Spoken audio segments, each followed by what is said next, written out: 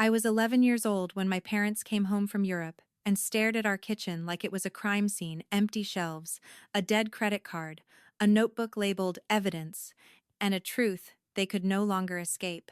How did a single summer, a crumpled $20 bill, and one quiet decision turn into the moment that made them realize they had already lost control? My name is Sydney. I'm 11 years old, and this is the story of the summer my parents decided I was independent enough to be left behind. It started with a suitcase. Not a dramatic argument, not shouting, not even tears. Just the low, rolling sound of wheels dragging across our driveway while my mom stood in the doorway, smiling too brightly, like this was something we'd laugh about later. She leaned down, kissed my forehead quickly, and pressed a wrinkled $20 bill into my palm. "See?" she said, closing her fingers around mine. "You're independent now. You're not a baby anymore. Just order food if you need to. Independent." That was her word, not mine. I stood there, watching her pull the suitcase toward the taxi, my fingers curled around the bill, feeling its thinness. $20 wasn't a plan.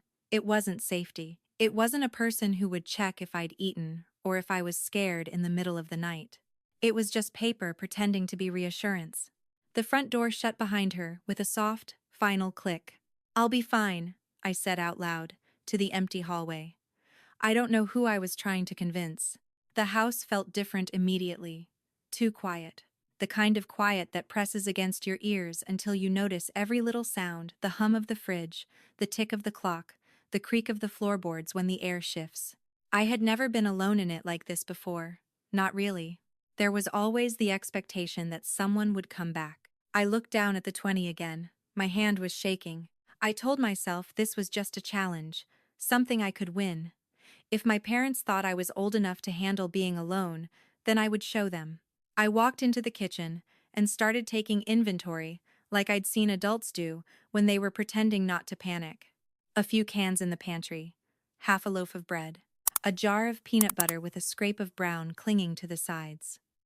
The fridge was already half empty, but I told myself we'd gone grocery shopping recently.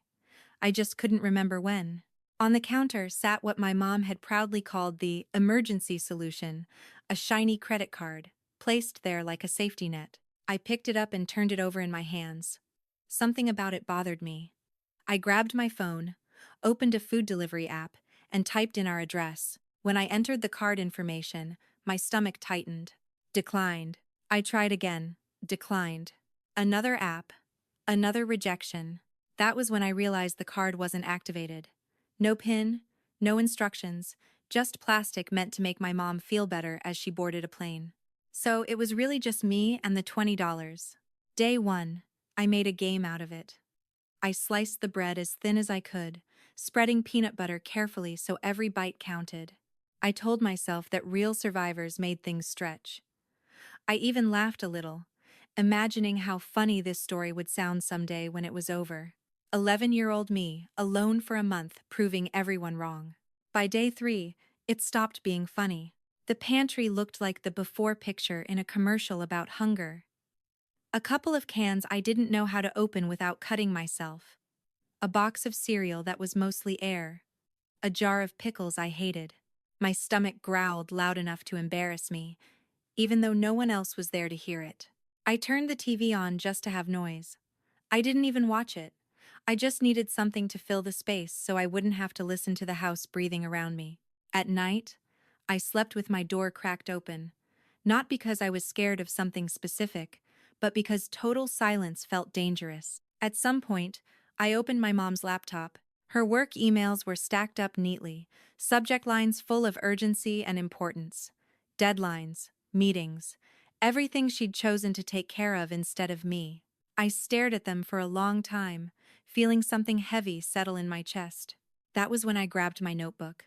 I didn't know why at first. I just felt like I needed to write something down before it disappeared. At the top of a blank page, I wrote one word in big letters: evidence. Under it, I started listing things. Left alone at 11. $20. No food plan. Credit card doesn't work. No check-ins. I didn't have a plan for the notebook. I wasn't plotting anything yet. But writing it made something inside me shift. If my parents thought I was old enough to be alone, then maybe I was old enough to remember everything, to record it, to make sure it didn't vanish the way they seemed to think it would. I picked up my phone and opened the camera. Day 3, I said quietly. My voice sounded smaller than I expected. I'm still alone. I hesitated, then added. I ate the last decent thing in the fridge yesterday. I stared at myself on the screen for a second before turning the camera off. Part of me hoped no one would ever see it. Another part of me wanted it to sit there, waiting, like a truth with teeth. I thought about texting my best friend. My thumb hovered over her name. If I told her the truth, I would have to admit that my mom had left me, that I was hungry, that I wasn't okay. Instead, I sent something normal, something safe, something that didn't sound like a problem. She didn't reply. By the end of the first week, hunger wasn't just a feeling in my stomach, it was a fog in my head. I got dizzy when I stood up too fast. I ate cereal dry from the bag, counting handfuls like they were time units. I added another line to my notebook. No call from mom, no message. That was the moment my thinking changed. This wasn't just about surviving until my parents came back. This was about what would happen when someone finally noticed what they had done. And as I sat alone at the kitchen table, my notebook open in front of me, I realized something I hadn't dared to say out loud yet. If adults could abandon responsibility so easily, then the only thing that could hold them accountable was the truth written down, recorded, and waiting. And I had already started collecting it. By day 4, the house no longer felt like my home. It felt like a place I was temporarily trapped in, counting hours instead of living in them. The $20 was gone by then, exchanged for the cheapest food I could find, the kind that fills your mouth, but not your body. I kept telling myself it was fine, that I just had to be smart, careful, grown-up about it. That was the word my mom liked the most, grown-up. Every time my stomach twisted, I repeated it in my head like a spell. Grown-up kids don't complain. Grown-up kids figure it out. But grown-up kids still get hungry. The fog in my head got thicker as the days dragged on. It wasn't dramatic hunger at first, not the kind you see in movies where people collapse or cry. It was quieter, sneakier. I'd stand up from the couch and the room would tilt just slightly, like someone had nudged the world off balance. I'd forget what I'd walked into the kitchen for, then remember when my stomach growled so loudly it startled me. I started spacing out. Time felt stretchy, like it was melting. Morning, afternoon, night. They blurred together because nothing marked them anymore. No one asking if I wanted breakfast. No one telling me it was time for dinner. I ate when I felt weak enough to admit I had to. I checked my phone constantly, even though I already knew what it would show me. No missed calls. No new messages. My mom had always said she was bad with phones, like that excused everything. I opened social media once and immediately regretted it. There she was, smiling in front of some building I didn't recognize, a caption about finally being able to relax. I stared at her face longer than I should have, searching for something guilt, maybe, or a crack in the happiness. There was nothing. Just a woman enjoying a trip she'd earned. I locked my phone and slid it under the couch cushion like it had burned me. To distract myself, I turned the TV on again. The volume stayed low, just enough to remind me I wasn't completely alone in the world. Game shows, sitcom reruns, commercials for food that made my mouth water in ways I hated. I caught myself whispering along with laugh tracks, pretending there were other people in the room. It felt embarrassing, even though no one was there to judge me. At night, the house got worse. Sounds got sharper, louder. The refrigerator clicked on and off like it was thinking. Pipes knocked softly in the walls. Every noise felt like a question mark. I slept with my notebook on the nightstand and my phone under my pillow, just in case. I didn't know what "just in case" meant yet, but the habit made me feel less helpless. On day 5, I added another line under the word evidence. Still no call, still alone. I didn't cry when I wrote it. That surprised me. I thought this was the part where I was supposed to break down, but instead I felt oddly calm, like something inside me had hardened. Crying felt useless. Writing felt productive. Writing felt like control. That afternoon, I found a half-empty cereal box pushed behind other things in the cupboard, like it had been hiding. I sat on the floor and ate it dry, straight from the bag, forcing myself to slow down so it would last. Each handful felt too small. When I finished, I shook the box and listened to the last few crumbs rattle like sand. I laughed once, short and sharp, because it was either that or scream. I opened my notebook again and wrote, "Ate cereal for dinner. Almost gone." Then I hesitated, pen hovering. I added another sentence beneath it.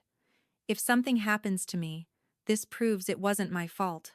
I stared at the words after I wrote them. They felt heavier than everything else on the page. Up until then, the notebook had been a record. Now it felt like a warning. That was the moment I realized I wasn't just waiting for my parents to come back anymore. I was waiting for someone to notice me. On day 6, I tried calling my mom. Not texting, calling. The phone rang until it went to voicemail. I didn't leave a message. I didn't know what I would say that wouldn't sound like begging or accusing, and I didn't want either of those things recorded in her inbox. I wrote the time of the call in my notebook instead. Outside, life went on like I wasn't invisible. I watched kids ride bikes up and down the street from the front window. A couple walked their dog past our house, laughing about something private and normal. A delivery truck stopped at the neighbor's place, boxes of something heavy and important being carried inside. I wondered what it felt like to have adults who showed up automatically, without being asked. I pressed my forehead against the glass and whispered, "You chose this." I wasn't sure who I was talking to, my parents or myself. That evening, hunger made my thoughts strange. I started planning meals that didn't exist, imagining how they would taste. Pasta with real sauce, toast with butter thick enough to leave teeth marks. I caught myself counting how many days were left until my parents were supposed to come back and then stopped because the number scared me. That was when I turned the camera on again. I didn't make it dramatic. I didn't cry or raise my voice. I just sat at the kitchen table and let the camera run while I talked. I showed the pantry, the fridge, the useless credit card on the counter. I said the day number out loud so it couldn't be argued later. My voice sounded steady, which felt wrong, like I was narrating someone else's life. "If you're seeing this," I said, "it means someone finally asked what happened to me." I saved the video and locked my phone. My heart was pounding, but underneath that was something new. Relief, maybe. Or permission. By day 7, my body felt weak, but my anger felt sharp and awake. Hunger had stripped everything down to its basics. I wasn't scared of being alone anymore. I was scared of being forgotten. That morning, I sat at the table with my notebook open and added one more line. 7 days. No guardian, no food plan, no calls. I traced the ink with my finger and realized something that made my chest tighten. Every empty shelf, every unanswered call, every quiet night wasn't just happening to me. It was evidence of a choice my parents had made over and over again, even from far away. I didn't know yet how that evidence would be used. I didn't know who would see it first or what would happen when they did. But as I closed the notebook and stood up slowly, steadying myself against the counter, I understood one thing with absolute clarity. I was done pretending this was normal. And just as that thought settled in my mind, the doorbell rang. Not a casual knock, not the sound of kids messing around. A real doorbell, sharp and insistent, followed by 3 firm knocks that echoed through the house. My heart jumped into my throat. I froze, cereal dust still on my fingers, staring at the door like it had suddenly become a line I was afraid to cross. For a second, I considered staying silent, letting whoever it was go away. That was the old instinct, the one that kept me small and manageable. But another thought pushed through, stronger than fear. What if this was the moment someone finally saw me? My hand shook as I reached for the handle. I took a breath that felt too big for my chest and pulled the door open just enough to see who was standing on the other side. The door creaked as I pulled it open, just a few inches at first, enough to let light spill into the hallway and enough for me to see who was standing there. For a split second, my brain didn't recognize him without the usual background of classrooms and bulletin boards. He wore a green jacket with a small school emblem stitched near the chest, and his expression wasn't rushed or annoyed like someone selling something. It was careful, concerned. "Hi, Sydney," he said gently. "It's Mr. Hughes. My school counselor." Hearing my name out loud startled me more than the knock had. It meant I existed outside this house. It meant someone had noticed my absence long enough to come looking for me. I opened the door wider, my fingers still tight around the handle like it might disappear if I let go. "I've been trying to reach your parents," he continued, his eyes flicking briefly past me into the quiet house.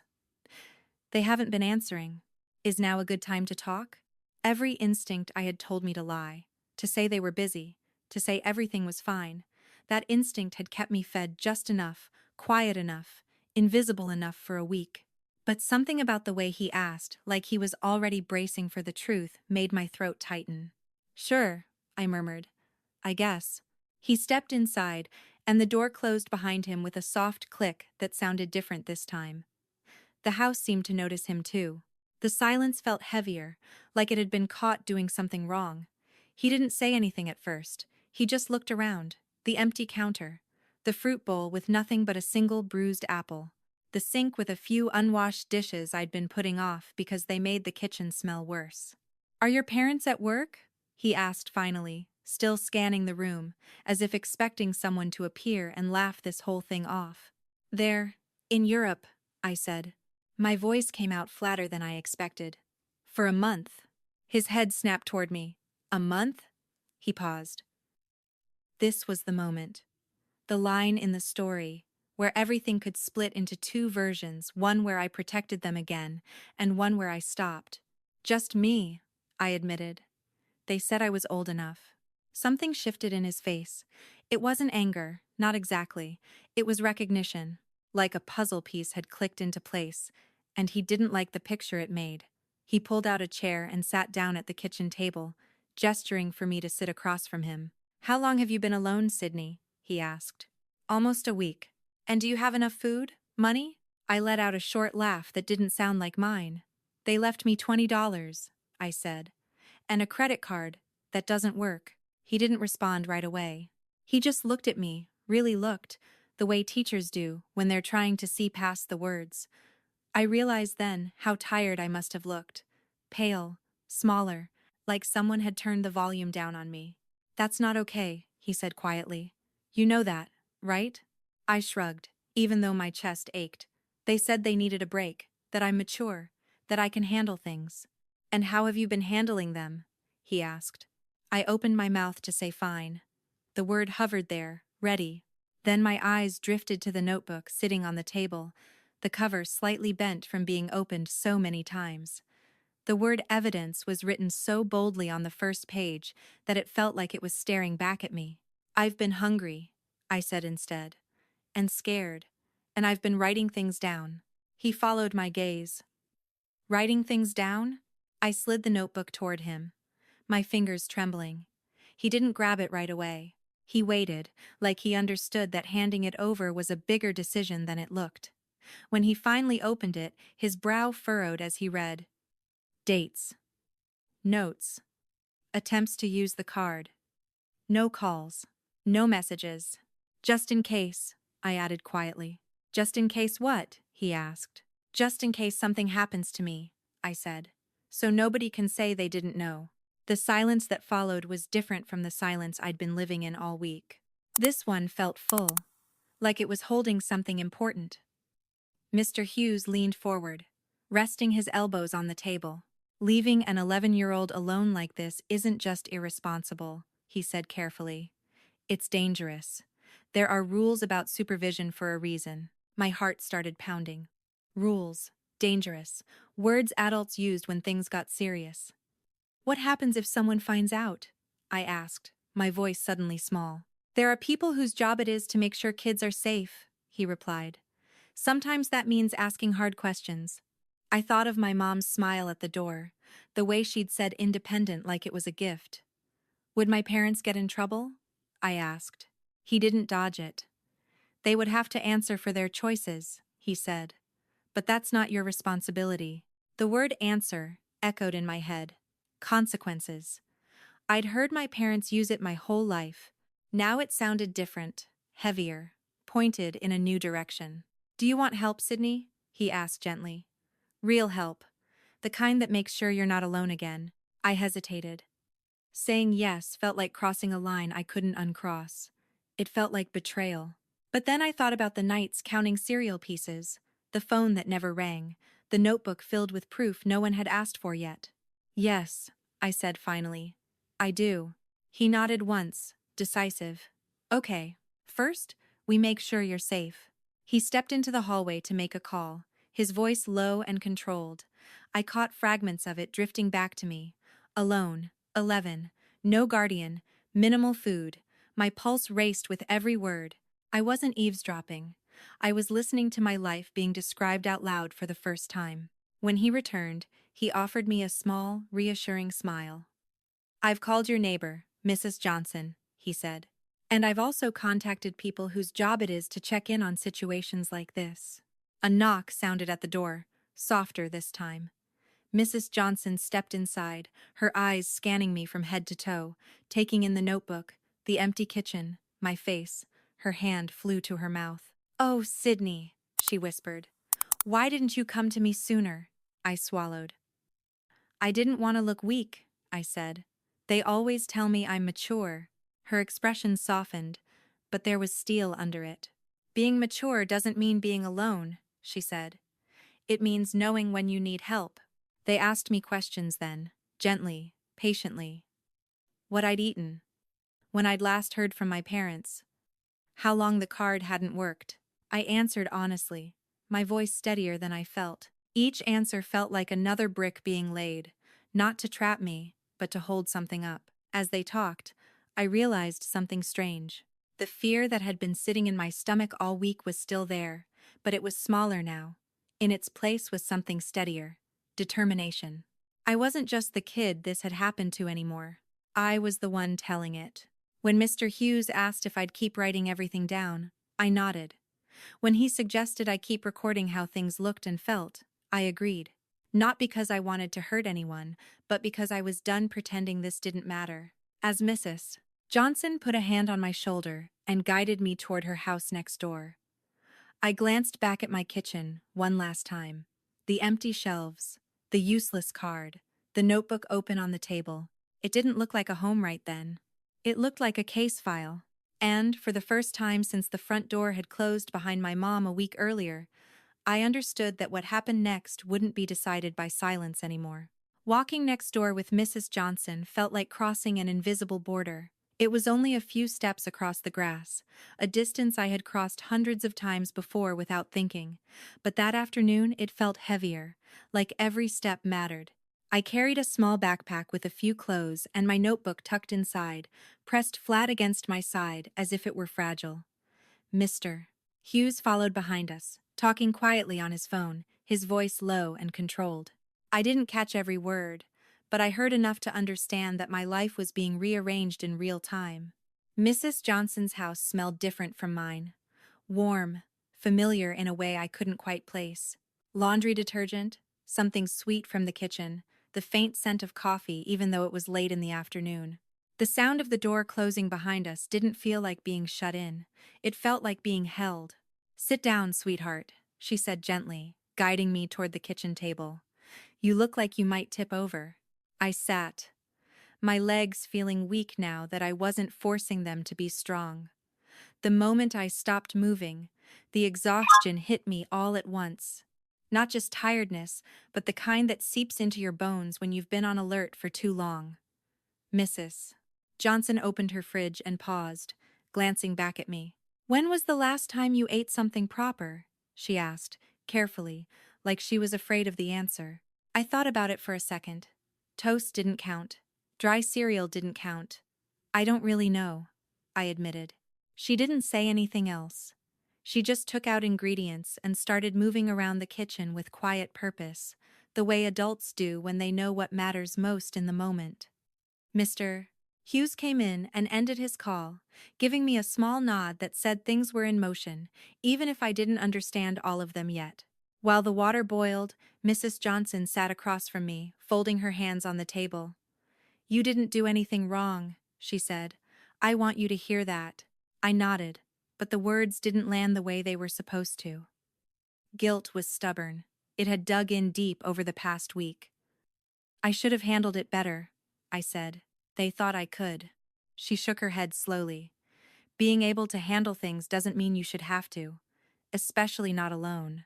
That was a different idea than the one I'd grown up with. In my house, being capable was everything. It was praised, expected, needed. Hearing someone separate capability from responsibility felt strange, like learning a new rule after years of playing the game wrong. We ate together, quietly at first. The food tasted unreal. Warm pasta, real sauce, bread that wasn't rationed by slices. I ate slowly because I was afraid of what would happen if I stopped, afraid this might disappear if I wasn't careful. "Mrs. Johnson pretended not to notice the way my hands shook slightly as I lifted my fork. After I finished, she poured me a glass of water and watched my face closely. "Better?" she asked. "A little," I said. And it was true. Not just my stomach, something in my chest had loosened too. Mr. Hughes cleared his throat. "There are a few things we need to talk about," he said gently. "Nothing you need to decide right this second." He explained that someone from a child safety office would come by to check on me, that it wasn't about punishment, but about making sure I was okay. That for now, staying with Mrs. Johnson was the safest option. His words were careful, chosen with intention, but I still felt a flicker of panic. "Are my parents in trouble?" I asked. He didn't answer right away. "They'll be asked questions," he said finally, "and they'll have to explain their decisions." I looked down at my hands, at the faint indentation where the pen had pressed into my fingers earlier that day. "I didn't mean to cause this," I said quietly. "I know," he replied. "But this isn't something you caused. It's something that was already happening." Later, after Mr. Hughes left, Mrs. Johnson helped me unpack my bag in the guest room. The bed was neatly made, the window cracked open just enough to let in air. On the nightstand, she placed my notebook and phone side by side. "If you feel like writing," she said, "or recording, or not doing either, that's okay. You're in charge of your story." Her words stayed with me long after she turned out the light. That evening, there was another knock at the door. This one was calm, professional. A woman introduced herself and sat with us at the kitchen table, her voice gentle but focused.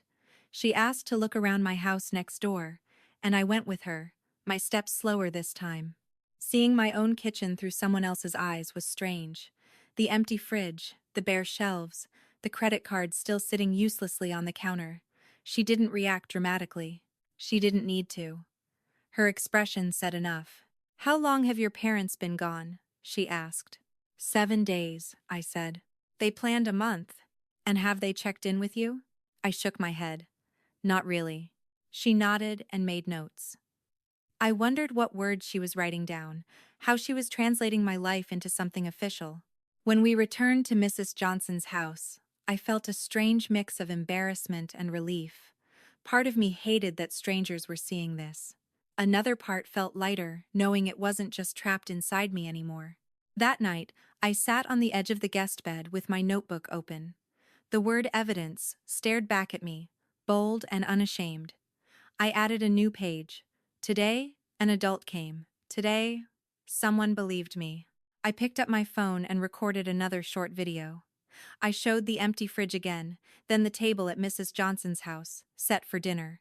I didn't say much. I didn't have to. The contrast spoke for itself. When I finished, I lay back and stared at the ceiling, listening to the quiet sounds of a house that held more than one person. For the first time in days, my body relaxed enough for sleep to find me. But even as I drifted off, I knew this wasn't over.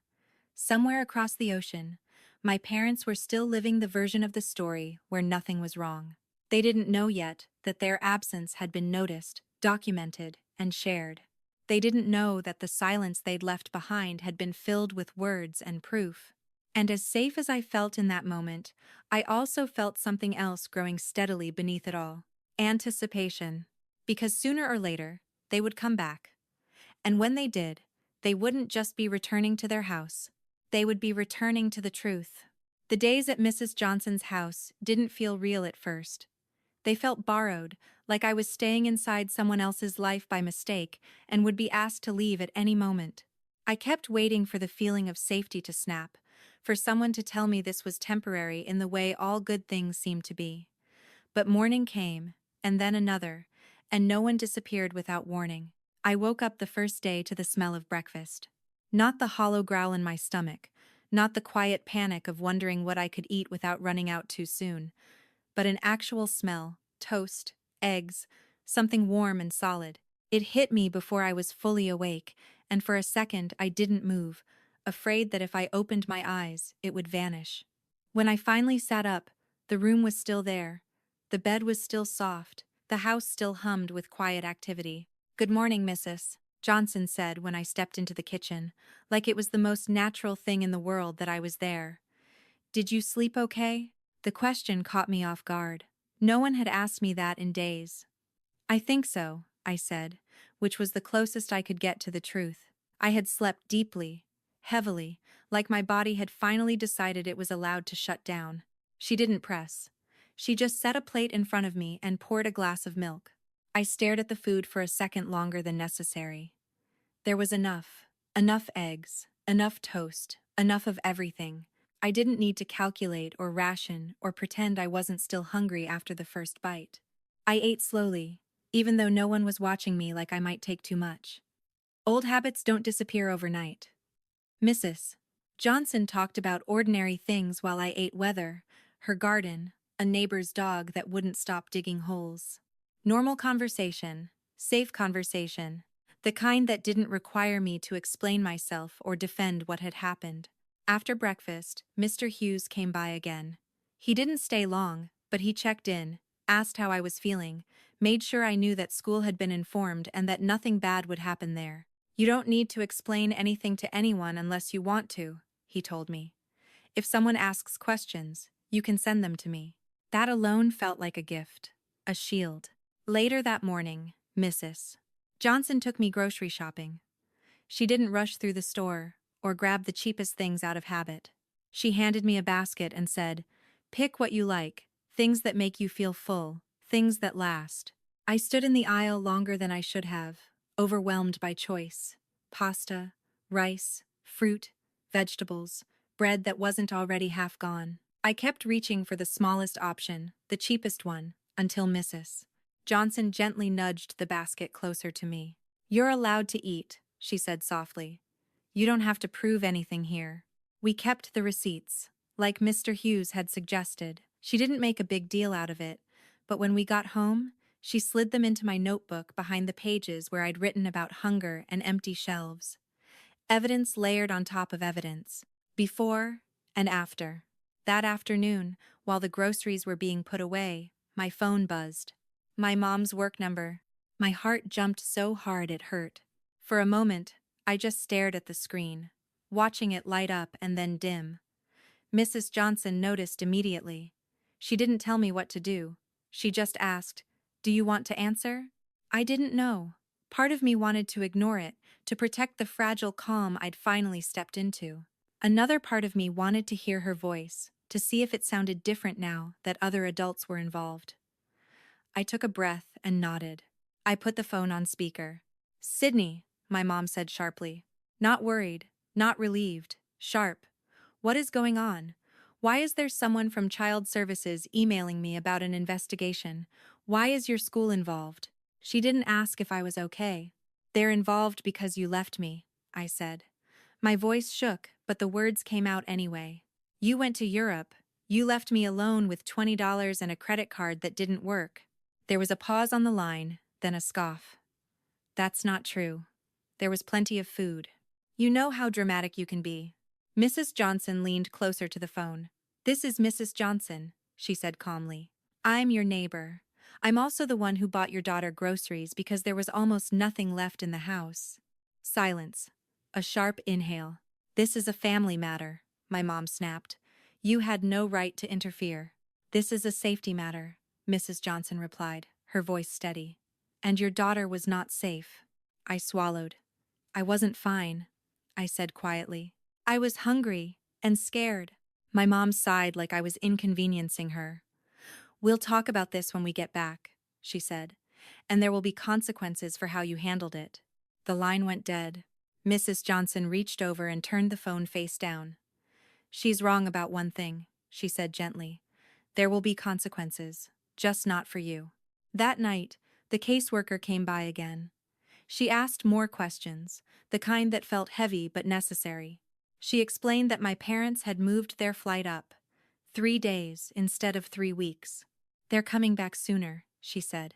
"Not because this is resolved, but because it's serious." My stomach flipped. Relief and dread tangled together until I couldn't tell them apart. "What happens when they get here?" I asked. "We'll meet them at the house," she said. "You won't be alone. And you'll have a voice if you want one." I thought about hiding, about staying in Mrs.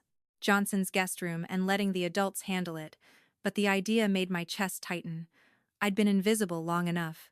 "I want to be there," I said slowly. "I want them to see me." The next 2 days passed in a strange blur. We didn't rehearse anything, but we prepared. The caseworker printed copies of my notes, screenshots of missed calls, the grocery receipts, my videos, everything laid out clearly, calmly. Facts, not accusations. "This isn't about punishment," she reminded me. "It's about safety." I nodded, but another word echoed louder in my head. Justice. On the morning they were due to arrive, we went back to my house. It smelled stale, like a place that hadn't been lived in properly. The kitchen looked exactly as I'd left it, frozen in time. The caseworker placed a thick folder on the table. My notebook lay open beside it, the word evidence staring up at all of us. My phone rested next to it, the first video paused on the screen. "Are you sure?" she asked gently. "Yes," I said. "This is my proof." We heard the car before we saw it. Tires on the driveway, doors slamming, familiar voices drifting through the open air, light and careless. My heart pounded, but I stood my ground. They were coming home, and this time, they weren't walking into silence. The front door opened the same way it always had, with the familiar scrape of the key and the sound of shoes being kicked off too carelessly. For a split second, everything felt horribly normal, like I was about to hear my mom call my name from the hallway and complain about jet lag, like this entire week had been a bad dream I could still wake up from. Then she stepped into the kitchen and saw the room. Her suitcase rolled to a stop behind her. My dad froze in the doorway, one hand still on his phone, mid-sentence to someone he hadn't hung up on yet. Their eyes moved quickly, taking in the unfamiliar faces, first the caseworker at the table, Mr. Hughes standing by the counter, Mrs. Johnson near the doorway, and then finally landed on me. I was standing next to the table, next to the notebook, next to my phone. "What is this?" my mom demanded, her voice sharp and tight, like she was already bracing for an argument she didn't intend to lose. "Why are there strangers in my house?" The caseworker stood calmly. "Mrs. Carter, my name is—" But my mom wasn't listening. Her eyes locked onto mine. "Sydney," she said, as if the rest of the room didn't exist. "What did you tell them?" That old reflex surged up in me instantly. The one that told me to apologize first, explain later, smooth things over so no one would be upset. My throat tightened. For a heartbeat, I almost gave into it. Then I remembered the nights counting cereal pieces, the phone that never rang, the word evidence written in my own handwriting. "I told them what happened," I said. "I told them the truth." My dad finally ended his call and stepped inside fully, forcing a laugh that sounded wrong even to him. "Okay," he said, holding his hands up like this was a misunderstanding that could be talked away. "Let's all take a breath. There's clearly been some confusion. Sydney's very capable. We trusted her." "You trusted me to survive," I said quietly. "You didn't trust yourselves to be here." My mom's face flushed. "That's not fair," she snapped. "We left you with food, with money, with a credit card. You know that." The caseworker slid a paper across the table toward them. "This card was never activated," she said evenly. "It was declined multiple times, and the food in the house was not sufficient for an unsupervised minor." My mom didn't even look at the paper. "Expired food doesn't mean she was starving," she said. "She exaggerates. She always has." Something inside me snapped, not loudly, Not dramatically, but completely. I wasn't exaggerating, I said. I was hungry. I was scared. And you didn't call. My dad frowned. That's not true. We checked in. The caseworker turned another sheet around. These are your call and message logs, she said. One message from the airport. One photo sent several days later. No calls asking if she had eaten or if an adult was with her. Silence spread across the kitchen, thick and heavy. My mom finally looked down at the papers. Her mouth opened, then closed. We needed a break, she said instead, her voice trembling now, defensive and wounded. We work hard. We thought she'd be fine. She's not a baby. I know I'm not a baby, I said. That's why I wrote everything down. That's why I recorded it. The caseworker glanced at me. Sydney, are you comfortable showing them the video you mentioned? My hands shook as I picked up my phone. For a second, I wondered if this was too far. If this would be the moment they would never forgive me for. Then I realized something that surprised me. They hadn't been protecting me. They'd been protecting themselves.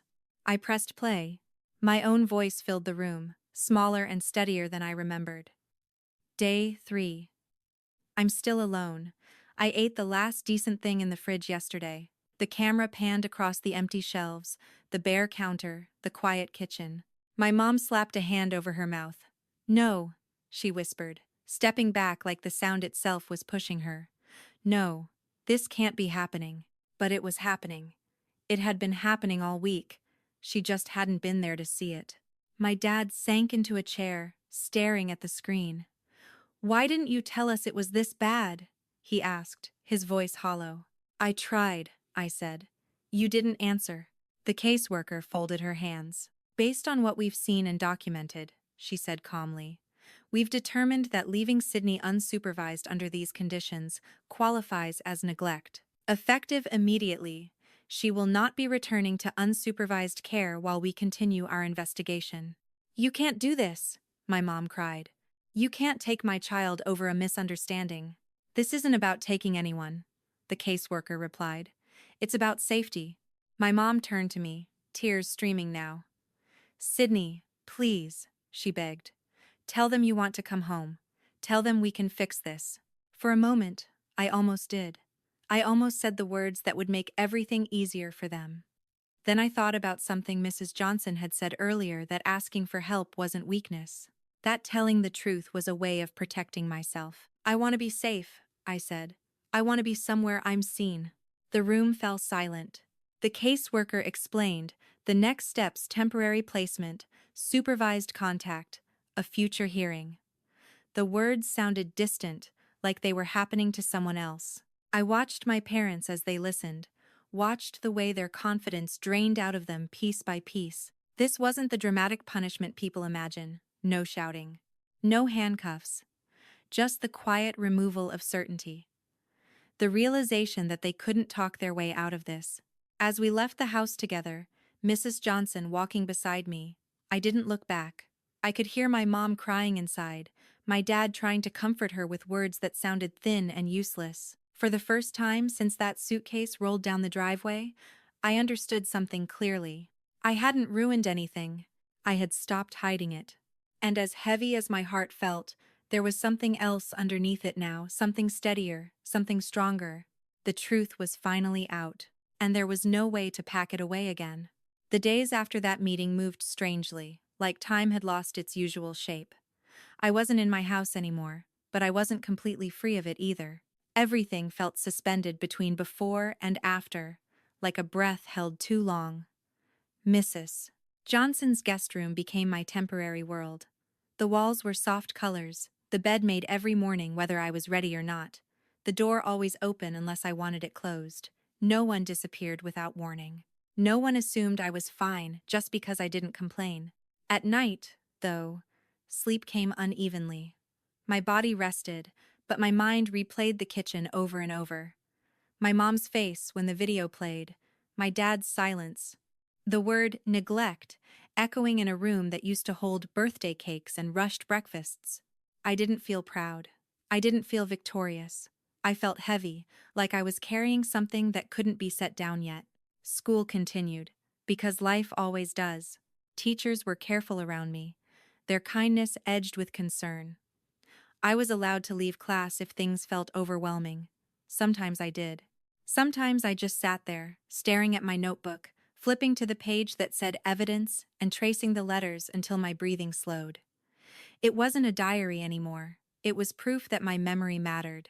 A few days later, the caseworker asked if I was willing to give a formal statement. Not in a courtroom yet, just a quiet office with neutral walls and a box of tissues on the table. I nodded. By then, telling the truth felt easier than pretending it wasn't there. She didn't rush me. She let me talk in my own words. I told her about the suitcase rolling down the driveway, the $20 pressed into my hand like a joke, the credit card that didn't work, the way hunger crept in slowly, pretending to be manageable until it wasn't. I told her about counting cereal pieces, about turning the TV on just to hear voices, about whispering to myself at night so the house wouldn't feel so big. She asked how it made me feel. That question stopped me. Not because I didn't know, but because no one had asked it like that before. I thought for a long moment before answering. Small, I said finally. Like I could disappear and no one would notice unless I left something behind. She wrote that down. Afterward, she explained what would happen next. There would be a hearing. My parents would be required to attend counseling and parenting classes. Visits, if allowed, would be supervised. Nothing was permanent yet, but nothing would go back to how it was either. Safety came first. Everything else followed. When she asked where I wanted to stay for now, the answer came easily. Here, I said, glancing toward Mrs. Johnson's house through the window. Somewhere. I don't have to prove I deserve to be looked after. That night, I recorded another video. I didn't plan it. I just felt the need to mark the moment, the way I had before. I sat on the edge of the bed, the lamp casting a soft circle of light around me. Day 10, I said quietly. I'm not in my house anymore. I'm somewhere safe. I paused, searching for the right words. People know what happened now. They saw it. I stopped the recording and set my phone down. My hands didn't shake this time. A week later, the hearing came. The building smelled like old paper and cleaning solution. Everything echoed footsteps, doors closing, voices lowered out of habit. Mrs. Johnson sat beside me, her presence steady and grounding. The caseworker was there, a supervisor. My parents sat across the room. They looked smaller than I remembered, not physically, but emotionally, like the certainty they'd always worn had been stripped away. My mom avoided my eyes at first. My dad stared at the table like it might offer answers. When my name was called, my heart thudded hard enough to make my ears ring. I stood anyway. I didn't rush. I didn't freeze. I just walked to the chair and sat down, my notebook resting in my lap like a shield. They played one of my videos. Not the most dramatic one, just the first. The one where I said I was still alone. Where my voice sounded careful, controlled, too calm for a kid my age. The room was silent except for that recording. I watched my parents listen to it again. Watched their faces change in ways they hadn't allowed themselves to the first time. I spoke after that. Not perfectly, not eloquently, but honestly. I said what it felt like to be trusted with survival, but not with care. I said that being mature didn't make me less afraid. It just made me better at hiding it. I said that when I wrote things down, it wasn't to hurt anyone. It was because I was scared of being erased. The judge listened. Everyone did.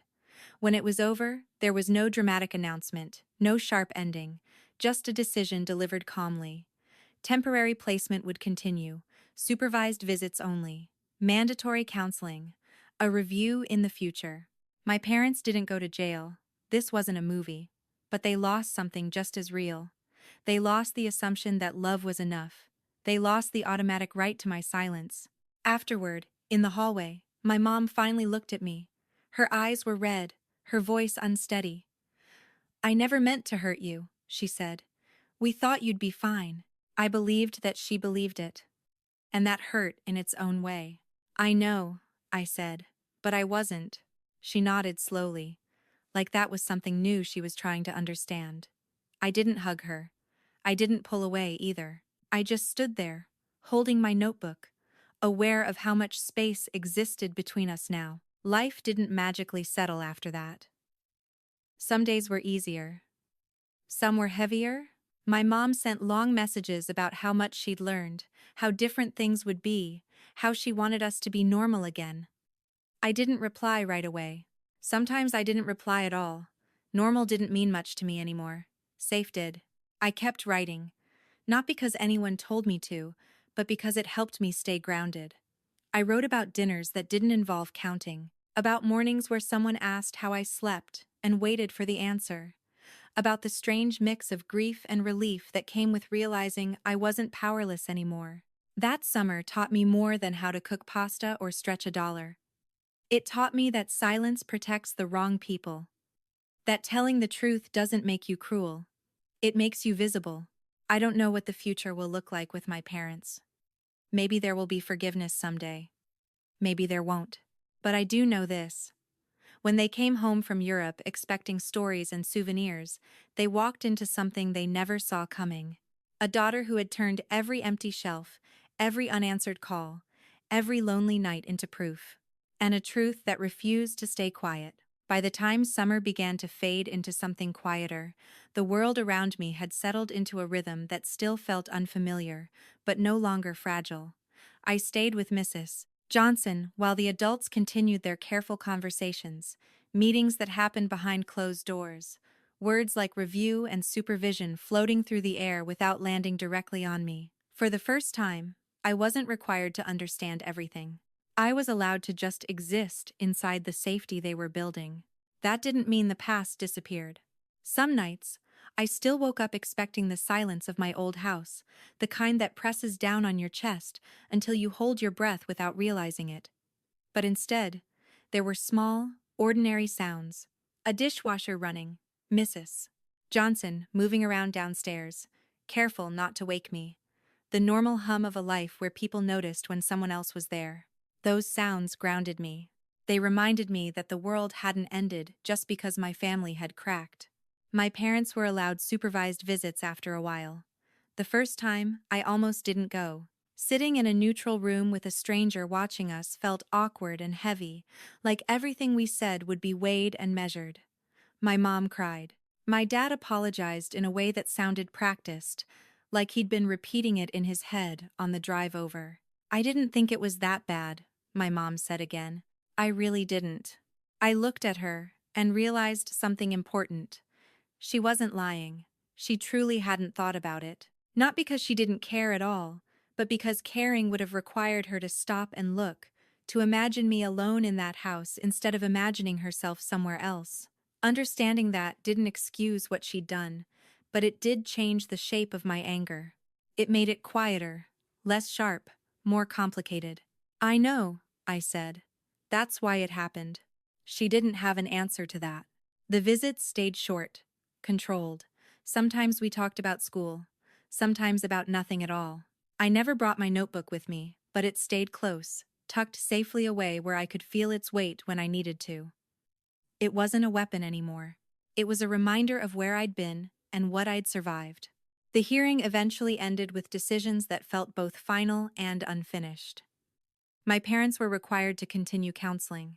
I would remain in a stable placement until the adults involved agreed it was safe to change that. Nothing dramatic, nothing cinematic, just boundaries drawn carefully, with intention. When the judge spoke, I listened closely, not because I understood every word, but because I understood the meaning underneath them. Safety mattered more than appearances. Responsibility mattered more than excuses. Childhood wasn't something you earned by behaving well, it was something adults were supposed to protect. Afterward, Mrs. Johnson and I walked out into the sunlight together. The air smelled like cut grass and warm pavement. Life moving on, as it always does. She squeezed my shoulder gently, not saying anything, and I felt a swell of gratitude so strong it almost hurt. That summer, I learned how to cook more than pasta. Mrs. Johnson taught me simple meals, the kind that filled you up and lasted more than a day. She taught me how to read labels, how to tell when something was actually empty instead of just looking empty. Small skills, but they made me feel capable in a way that didn't depend on being abandoned first.